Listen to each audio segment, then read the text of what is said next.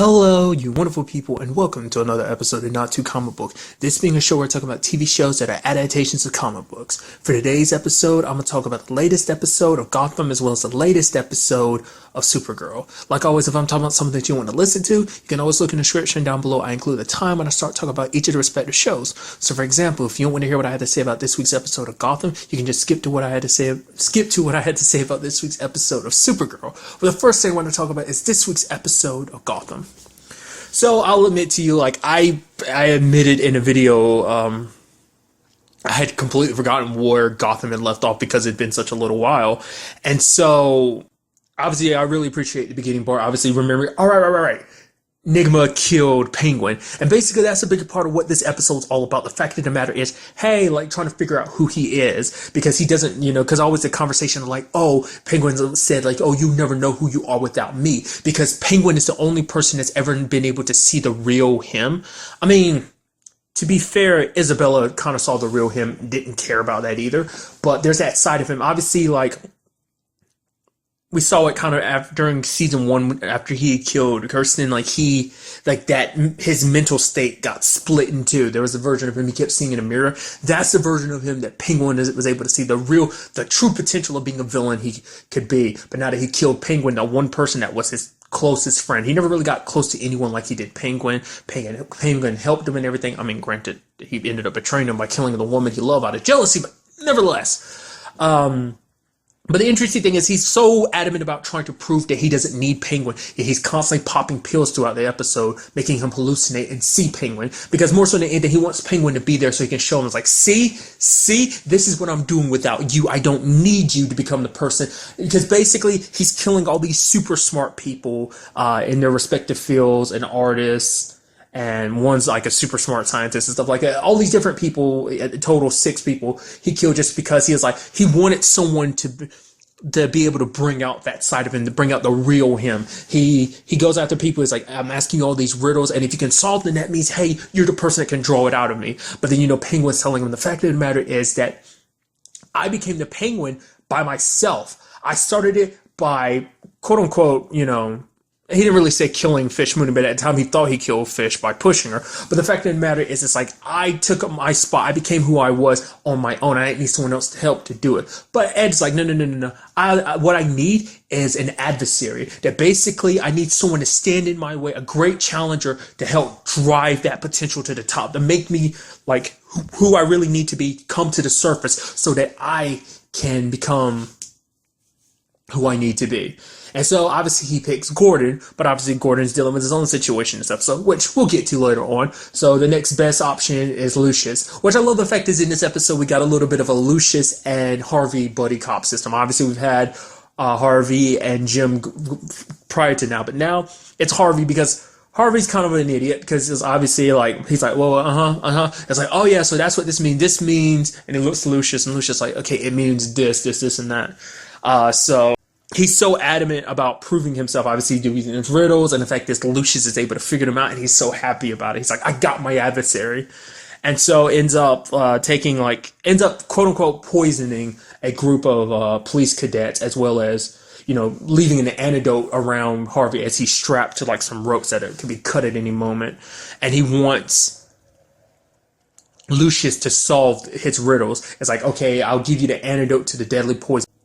But what's really interesting is the fact is that he got so upset every time Lucius wouldn't give him the answer he wanted. Like, one of the answers was individual, but the fact is Lucius said snowflake, and he's like, no. But the fact of the matter, Lucius like, oh, but it still applies because the fact of the matter is no snowflakes are exactly the same, so it still kind of represents the answer of individual. So technically I still got it right. But the fact of the matter, it's because Nigma wants someone who can think like him. And it's like, if you're not thinking like me, even if you're smart, in Lucius's case, he's very smart. But even then, it's like, you're not on my level. And if you're not thinking exactly like I am, that means you're not on the level needed to quote, like, challenge me. But Lucius is smart enough to figure it out. It's like, the fact is you're bringing up Penguin and stuff like that. What happened to Penguin? He's been missing all this time. It's like, did you kill him? Is that what this is all about?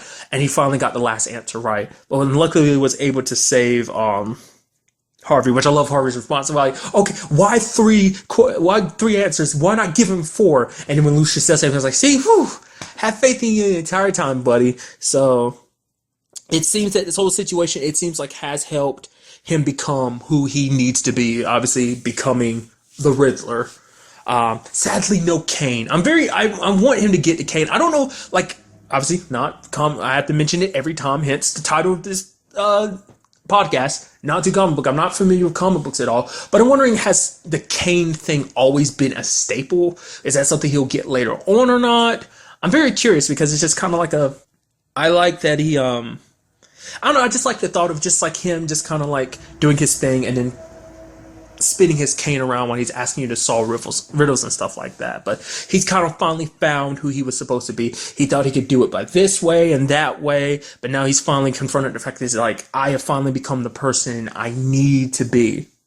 What that means for Gotham, well, you kind of already get what that means for Gotham. But a very interesting thing is, I don't know, once again, I don't know how this correlates to comic books. I would assume most people know his real identity. Obviously, like most things, it's like, oh, the Riddler, like, Edward Nygma. But nevertheless, it's like in this world, it's like he's announced himself to the GCPD. The entire city knows that he is this bad guy. Obviously, they call him the chess killer. And I love Oswald in his head being like, oh man, the chess killer. Oh, striking so much fear into Gotham, and even making fun of the name the Riddler, being like, oh yeah, like the Riddler's really going to scare anybody.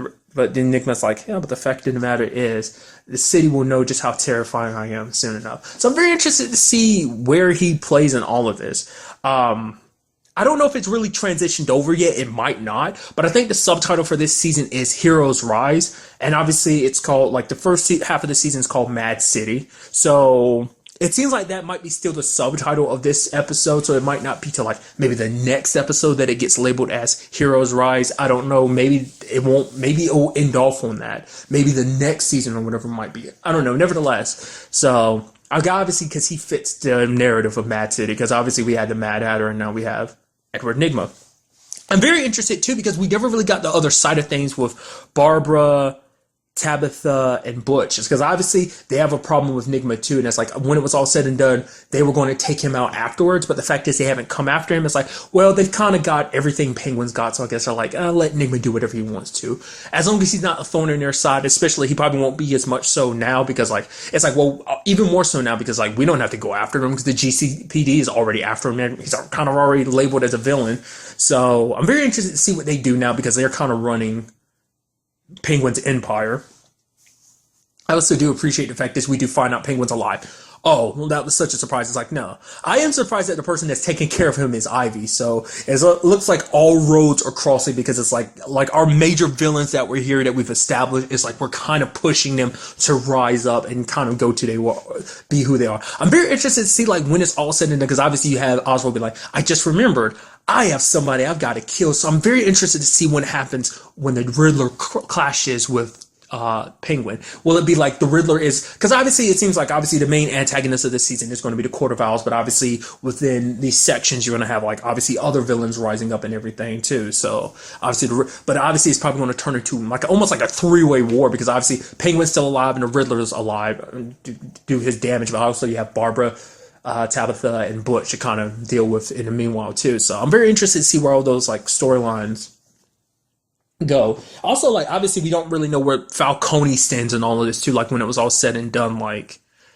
the whole Mario situation. He let it go for now, but that's still like something I am curious about. Because another part of this episode dealt with mainly the Court of Owls, how we have Frank returning to Jim and it's like telling him all about the Court of Owls, but he's telling this story of like, oh, like the fact of the matter is they're this corrupt group that obviously at the beginning they existed to kind of represent a balance of power. Obviously it was like the more powerful families, like there are like some of the founding families obviously of Gotham who came together to make kind of keep it more balanced and everything. It's like, oh, they've subsequently become corrupted. But the fact of the matter is, Jim, you can join me on the inside. We can destroy this organization, especially motivating him by being like, hey, your dad died because of this organization.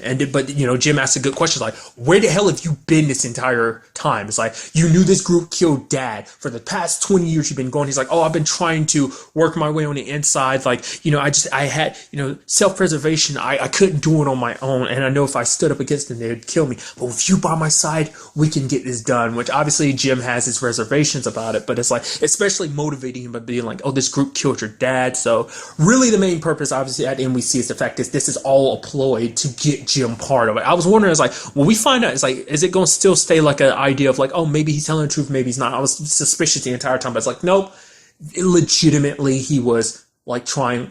Not unless it's a situation where Jim is like, yeah, I know you're trying to do that to me, but what I am going to do is join the organization, make you think I'm on your side while I really am trying to dismantle the organization from the inside. So it might be like a triple agent type of situation. So, I mean, we will just have to see, because I am curious, like, why is Jim Gordon so important to them?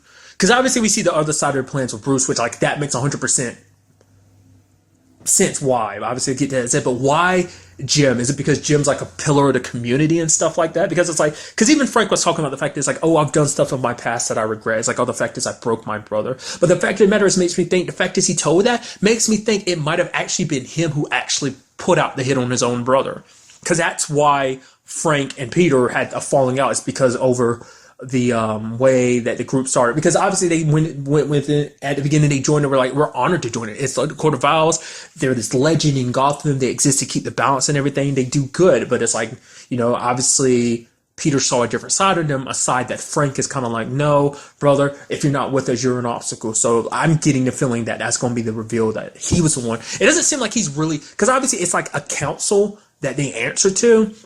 So, but it still seems like Catherine's like the main one. Because even like, I mean, it seems like it might be a split power, but the one you see the most and the one that kind of barks out most of the orders is Catherine. So it seems like she might be top dog amongst the Court of Owls. But even Frank, he's like telling her, like, don't worry, Catherine, I won't let you down. I will get Jim a part of this. Obviously, he's interested. It's like, we got to ease him into this, because if we try to jump all at once, we won't be able to keep him like we need to be. So, like, ultimately, what is the plan? Is it to get Jim on your side? Because if you get him on your side, you can get the entire, I mean, especially because, you know, as a viewer, you know, we're eventually Gordon ends up as commissioner. So it's like, you know, maybe they see the potential of where he could be. And like, once again, like, if they can get him part of the Court of Owls, they can get the entire city behind him, because they have like this brave new face to be their representative. I mean, technically, I get the feeling that's what Clone Bruce is about. And as I guessed, I knew it from the beginning. It's like, that's what his purpose was, to replace Bruce, because they need someone to basically bring Wayne Enterprise. Wayne Enterprise is already under their control, but the fact of the matter is Bruce still has a lot of sway there. His name is still on it, so Bruce won't play ball. So, you know, he keeps constantly fighting back against him, especially because, you know, this all has to deal with his parents' death and everything. It's like, obviously it seems that Gordon and Bruce have much in common in this situation, that their parents got, I mean, in this particular case, you know, they were removed from the equation because they proved to be no longer, well, truth be told, is it was Strange who ordered the hit, but obviously he had to been acting upon, you know, the court's orders of like, yeah, Thomas is no longer playing ball, so we've got to get rid of him. So, but obviously, as we saw, clone Bruce ended up replacing the real Bruce after drawing him out and making him go to see Selena. I think that was more so to kind of stick the knife, because he could have easily just made it so that Bruce goes somewhere else and in that point ambush him. He easily could have done that, but he did that specifically because he knew that there were problems between Bruce and Selena. He wanted to take that knife that was already there and just in Bruce's heart and just twist it a little bit more. This way it puts him in odds. It gives him an opportunity to kind of sweep in and make Selena his. Because I guess in his mind, if he can make Selena his, you know, he can because all of it, this was what he was born to be, is Bruce Wayne. Because prior to this, he really had no purpose. Like, I look like Bruce Wayne. That's all it is. That's that's all there is to me. But now it's like, I don't have to worry about that anymore. I don't have to worry about looking like Bruce Wayne. I am Bruce Wayne, learning all these different things. Like, obviously he handles things like when he's reciting the story of like what happened to Bruce, exactly verbatim what happened to Bruce's parents in that alleyway. It's like he says it so calm and just dejected, like he doesn't care because it doesn't affect him. So it seems like it's hard to say whether he actually has feelings or not. I mean, at the very least, obviously we know that he cares about Selena. So like, that's why I get the feeling like he's trying to build that wedge even more so that when he comes in, Selena will fall for him. And she, you know, it's like he'll come in and be this knight in shining armor and be like, oh yeah, like Selena's mine. And it's like, haha, I've got everything Bruce Wayne couldn't do,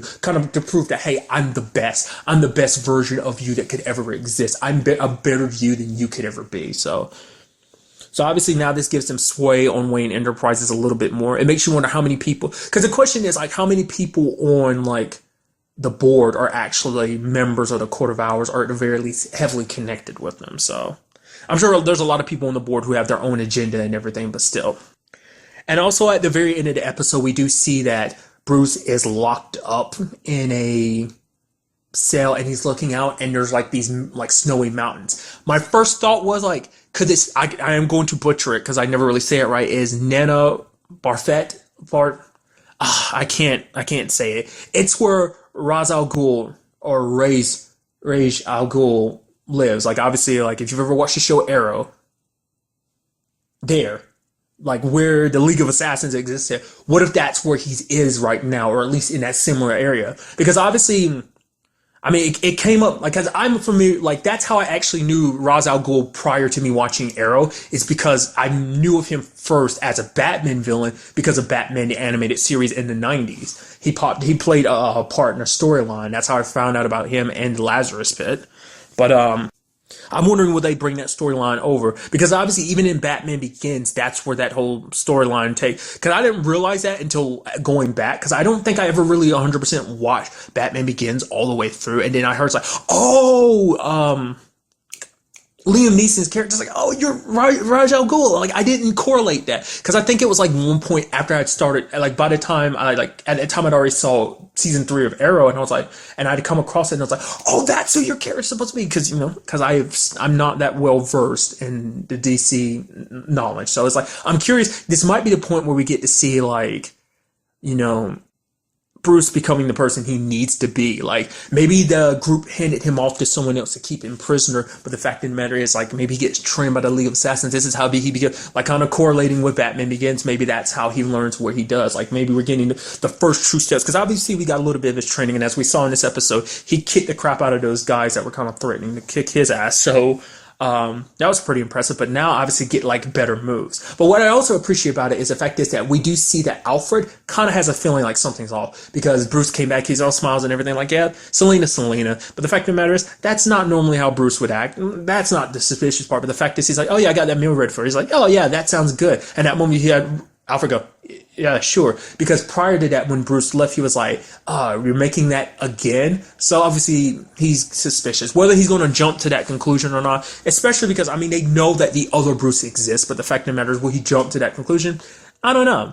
I'm definitely it's going to be interesting to see what Alfred does. Like I said, this would be the perfect time for Alfred and Bruce to start talking. It's like Alfred brings up, yeah, there's this whole thing called the Court of Owls, and Bruce, and then Jim, whoa, you know about the Court of Owls? How do you know about them? Well, and sit down and start talking. It's like, oh yeah, actually there's this, I don't think he was ever aware of that storyline. The only people that are aware of the whole storyline of like clone Bruce is Selena, Alfred, and Bruce, obviously. I think they're the only ones that really know. So, I don't know. I'm very interested to see if that turns out to be the case next episode or not. Also, very curious to see,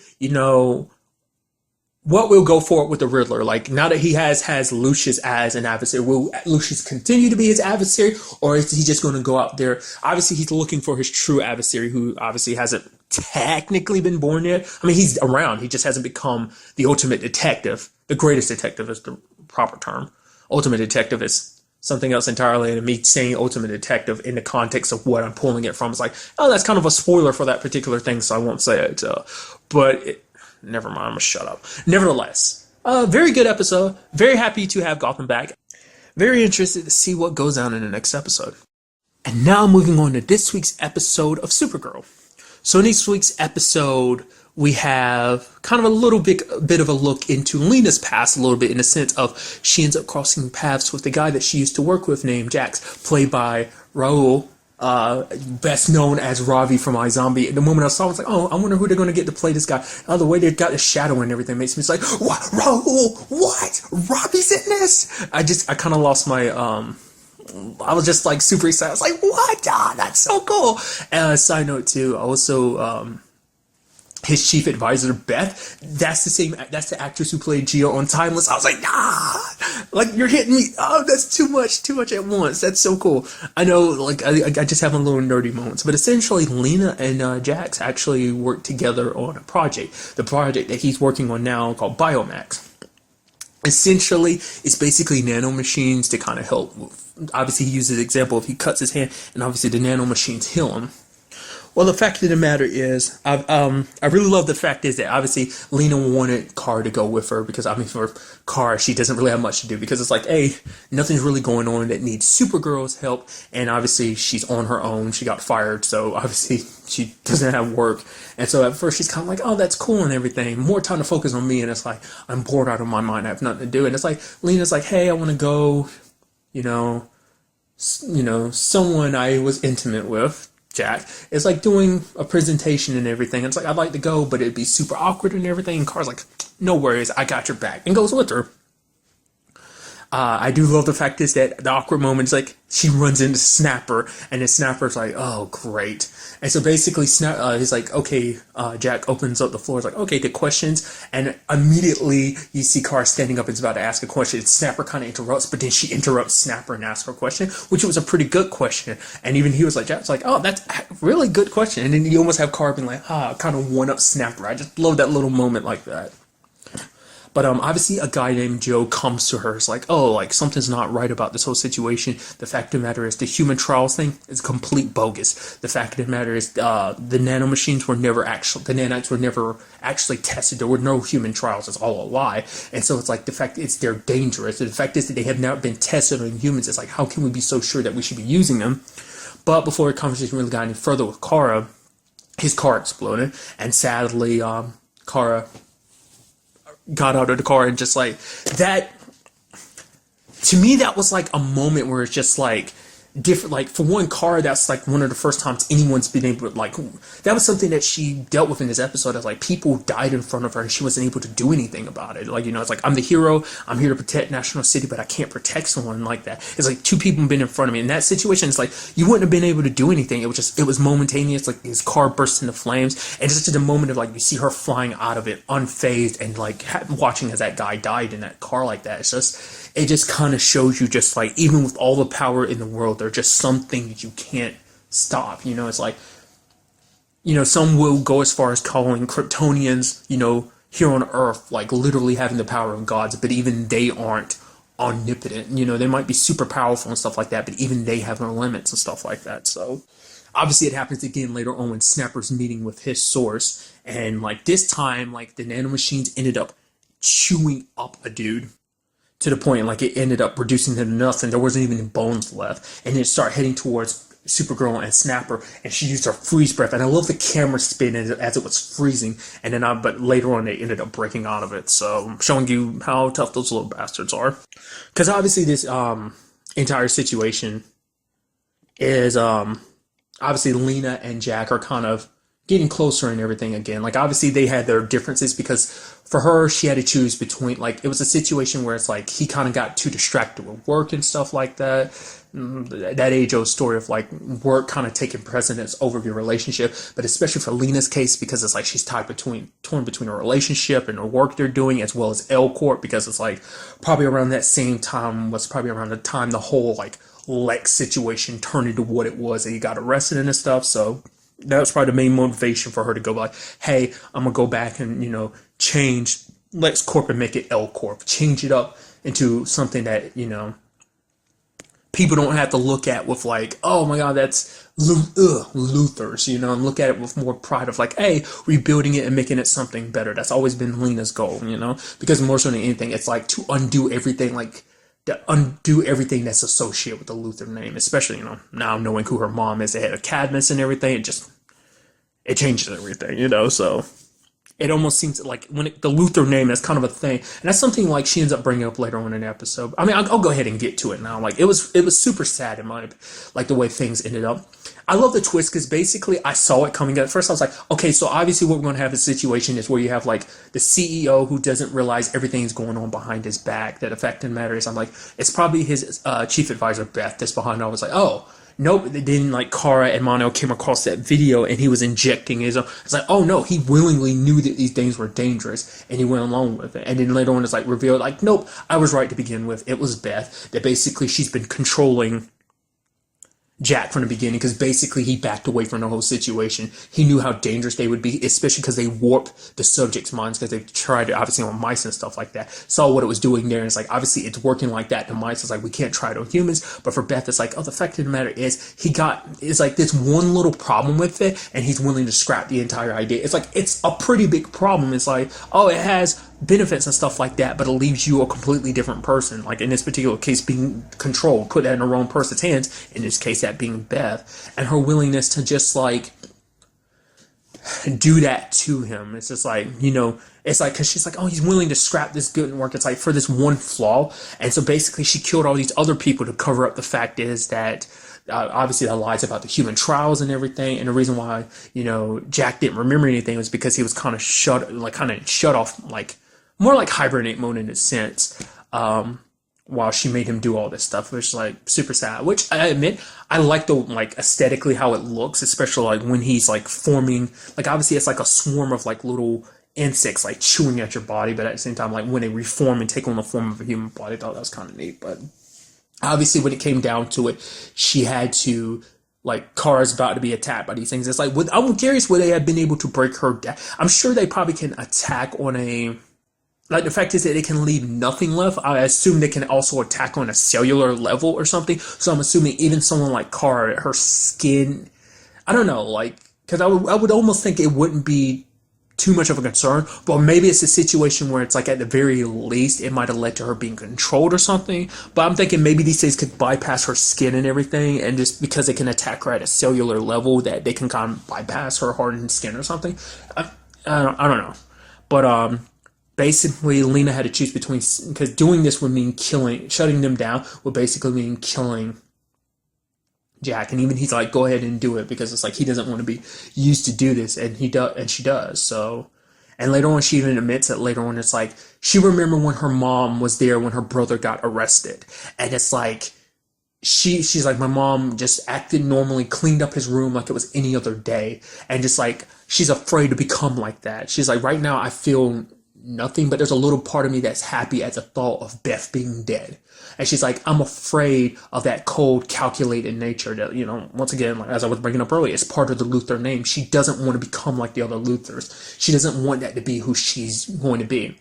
And this is also like, tying into everything. Like, it's been a constant conversation of like, when it comes down to it, can you change your destiny? Because the fact of the matter is, it's like, obviously this kind of pulls from Smallville too, because in this series, it's like, yeah, Lex and Clark were good friends until they weren't, and now they're sworn enemies.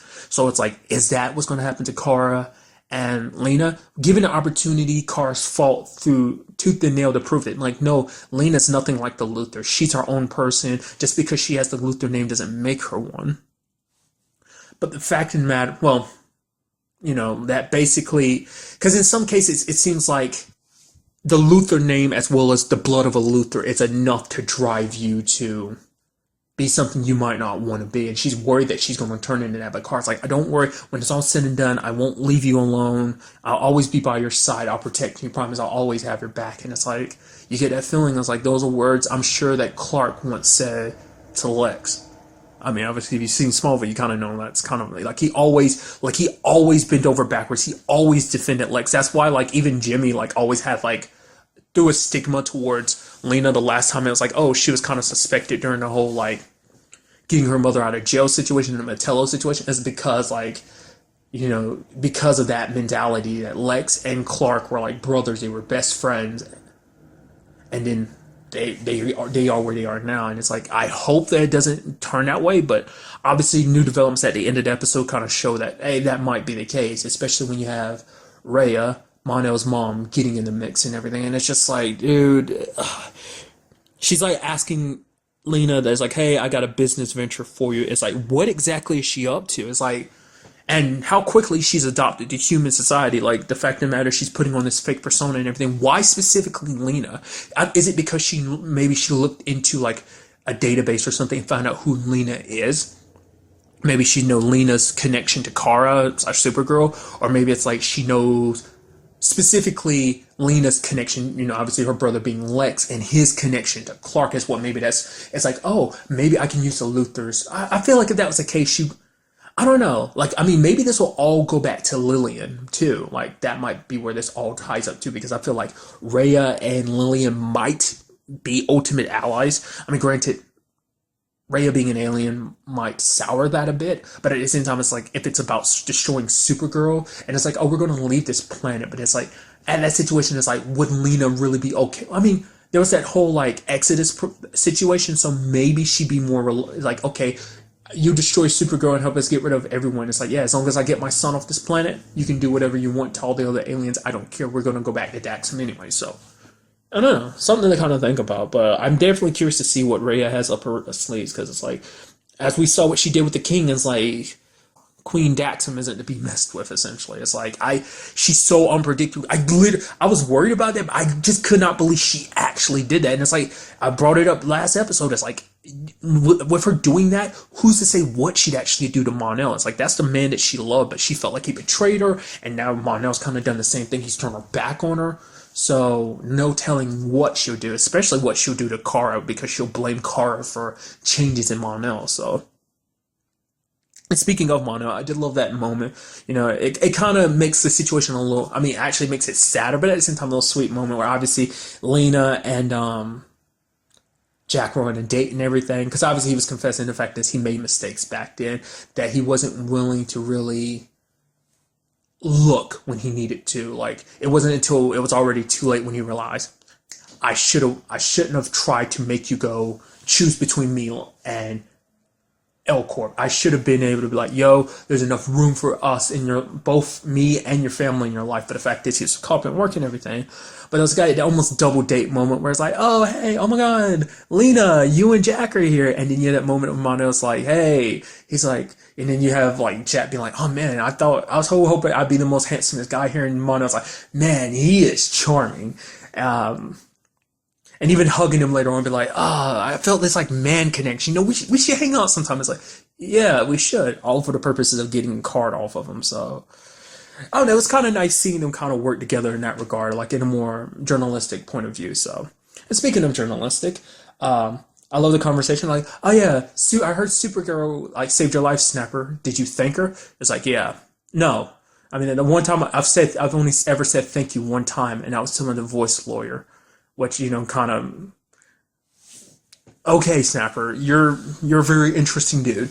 But the fact of the matter is, obviously, Kara gets this opportunity. Obviously, she's presenting the evidence and stuff, obviously, that she's gathered up and everything. And she's like, oh, here. And she apologizes for what she did about the whole Cadmus situation, because I think, because when it ultimately comes down to it, the reason why Snapper was so harsh on her is because he likes her. He sees the potential she has to be a great reporter.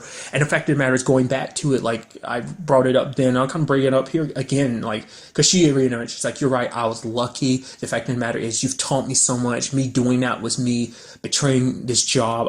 Doing what this job asks of me, doing the right thing, reporting the right thing, doing the job the right way, not breaking the rules. So I apologize. And that's kind of what he was waiting for, because it's like, he saw, because the point was, it's like, to see her diligence. The fact is, she saw a source die in front of her, but she didn't back down. That it motivated her even more to, find out and reveal the truth. And for him, it's like, that's the type of reporters we need, because for him, it's like, it's a situation of like, as reporters, they have to be held to a higher standard, because it's like, we're the ones out there telling people these stories. We need to make sure that they're factual, that we double check and we triple check everything. That's why we always got to corroborate everything, because we want to make sure we're telling people the right story. Yes, you were telling the truth about the whole Cadmus situation, but you got lucky. Like, the fact of the matter is, like, if you misinform people will stop listening to you. It'll be the boy who cried wolf type of situation, where it's like, when you really want people to listen, they won't be. So, but it does seem, obviously, Snapper offers her job back, because he ended up giving her like credit on the byline for the article and everything. And so it's like, if it wasn't for her work, her interview with Joe, they wouldn't have been able to push this out there, and Beth would be in prison like she is now. And also, like, he obviously, for respect of Jack, he left him out of the article, saying like, oh, he was the actual killer and all this, because he was another victim in this whole situation. So it's nice to have the Kara back at Catco. Very interested, because it seemed like even when she had the opportunity, she didn't really do much on her own. Obviously, she did. Obviously, this is our first time really seeing her do anything like on her own of like, oh, doing reporting. I guess for her, she didn't really feel that spark anymore. It's just like being there in the office, like having like, Snapper, even as snappy as he is and cranky as he is, but he's still like her mentor. I guess like he was kind of a motivator for her to push forward and do the job the right way. And I guess more so than anything, like she probably felt like I was doing what I believe was the right thing, but now she's like, yes, you can do the right thing, but also go about doing it the right way too, because like all you'll end up doing is you go about things the wrong way. All you'll do is jeopardize you trying to do further good in the future, like I was saying. So I'm just reiterating what I'm saying. Sorry. So. But another side of this episode is obviously we have Lyra popping up again. Good to see that she is still here on Earth. That her and Wynn, obviously, like, not the best time to be doing it. Obviously, vigorously making out in the van while Guardian's dealing with some bad guys. Like, whoa, what are you doing? You're supposed to be having my back. You're here making out with your girlfriend and everything. It's like, yeah. And then Lyra points out, it's like, oh, don't worry about it, James. He's like, wait, what? You told her? He's like, no, I did not tell her. She's like, humans smell different, so she's able to smell them out. Like it's like, and Wynn's like, oh, what do I smell like? She's like, honey. And it's like, oh, stop it. You're being disgustingly like cutesy and stuff like that. But nevertheless, it's like Lyra wants to help out. It's like, oh, she wants to help him out, kind of kick tail. Obviously, Jimmy's kind of reluctant about it, but obviously well, he's like, all right, I'll give you a test run. Obviously, there's a kid that kind of steals some stuff, which Jimmy was going to let him go, but then Lyra kind of beats the crap out of him. And at that point, he's like telling Wynn, he's like, yo, you kind of got to talk to your girlfriend. Like, we can't do this anymore.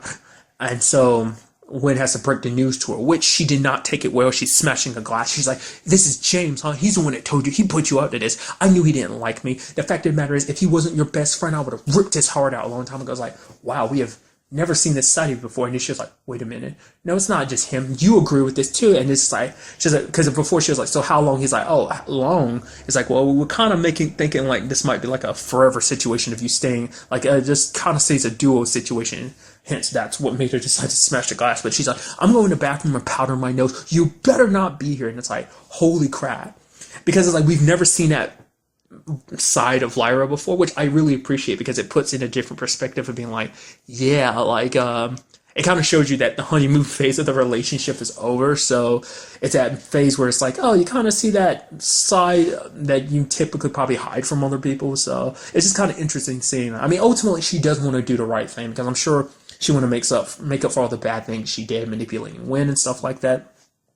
And even Jimmy ends up apologizing later because he's like, I wasn't trying to cause problems between you and girlfriends. Like, maybe I should have taken the opportunity to really laid out the ground rules first. But he's like, yo, you're like my brother. And the fact of the matter is, it's a situation where it's like, this is kind of like their thing. It's like, we're a good team together, and adding in Lyra would kind of throwing everything off balance too. It's like, the fact of the matter is, I haven't had like this best friend / brother relationship since Clark.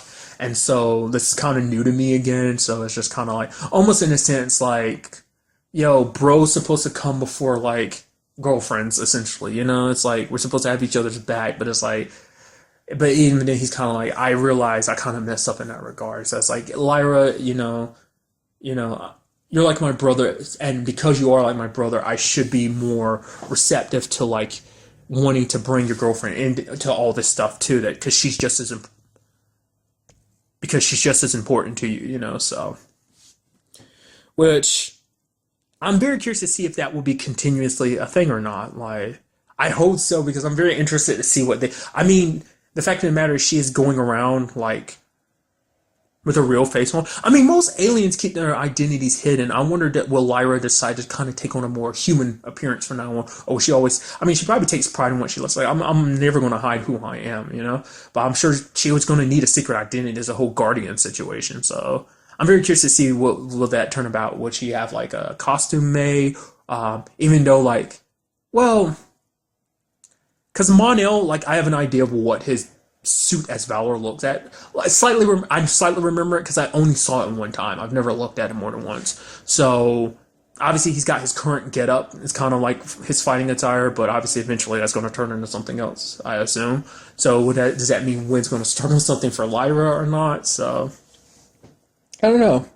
Overall, just a very good episode. Some very interesting developments all across the board. Very glad to have Supergirl back, so very interested to see what next week's episode takes us. But really, that's all I wanted to talk about in this episode. Till the next time we meet, be happy, be safe, live life to the fullest, and enjoy it. Good day and goodbye.